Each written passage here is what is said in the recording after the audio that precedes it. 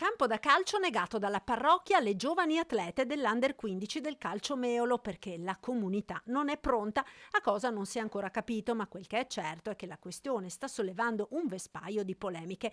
Il campo è quello di Losson della Battaglia, frazione di Meolo, per il quale la locale società calcistica ha chiesto al parroco l'utilizzo ottenendo risposta negativa. Mi viene da dire inizialmente di sgomberare il campo da ipotesi, diciamo, di chiusura della comunità e discorsi legati alla questione di genere. Assolutamente questo non rappresenta di certo la comunità lossonese o meolese e sono convinto che qui ci sia anche un malinteso con le dichiarazioni che sono state rilasciate dal parroco. Lo stadio a Meolo c'è, ma non ci sono gli spogliatoi e i servizi separati per garantire la privacy delle atlete prima e dopo allenamenti e partite.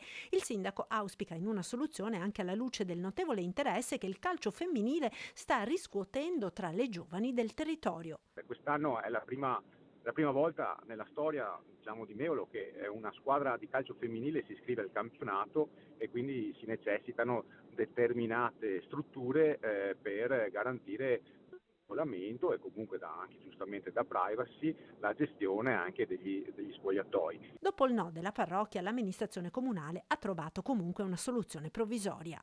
Ci siamo arrabattati, diciamo così, per trovare una soluzione di emergenza che consenta il cambio alle atlete negli spogliatoi del vicino palazzetto dello sport e per poi farle trasferire in campo sportivo per giocare la partita. Il sindaco, a nome dell'intera comunità, spera che a breve sia possibile trovare una soluzione più adatta e comoda per le ragazze della squadra.